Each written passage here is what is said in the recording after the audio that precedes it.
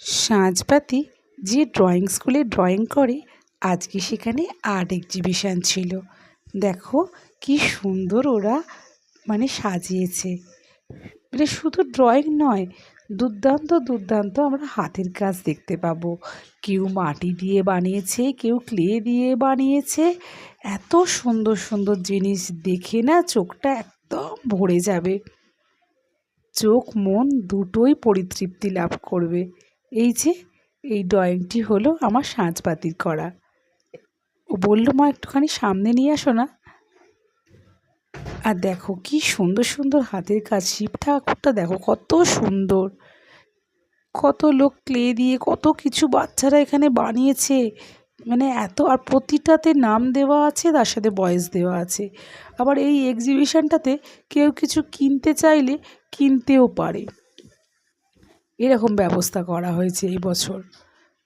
আমাদের কাছে না পুজো আসলে যেমন একটা উৎসব, সেরকম মনে হয় যে স্যার তো প্রতি বছরের মতোই এবছরও এক্সিবিশন করবেন। সেটাও কিন্তু আমাদের কাছে একটা উৎসবের মতো।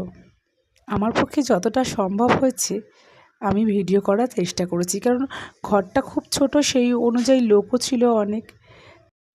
ঘরটার আনাচে কানাচে যেদিকেই তাকাই চোখটা ভরে ওঠে।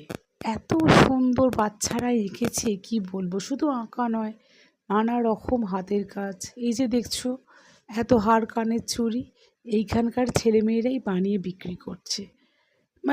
পুরো পরিবেশটা আর আমাদের ক্লাসরুমটা অন্যরকম লাগছে আজকের জন্য। শনিবার রবিবার রাত্রি 9টা পর্যন্ত এই এক্সিবিশান চলবে।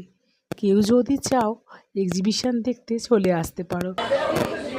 যেদিকে দেখছি তোমাদের দেখানোর চেষ্টা করছি আমি, নিজেরা এসে দেখলে আরও ভালো লাগবে। এটি আমার আর এক মেয়ে বানিয়েছে, আমার দিদির মেয়ে। তাই প্রতিটা সুন্দর সুন্দর জিনিস। এই যে এই রাধাকৃষ্ণটি, এটি ইনি এঁকেছেন।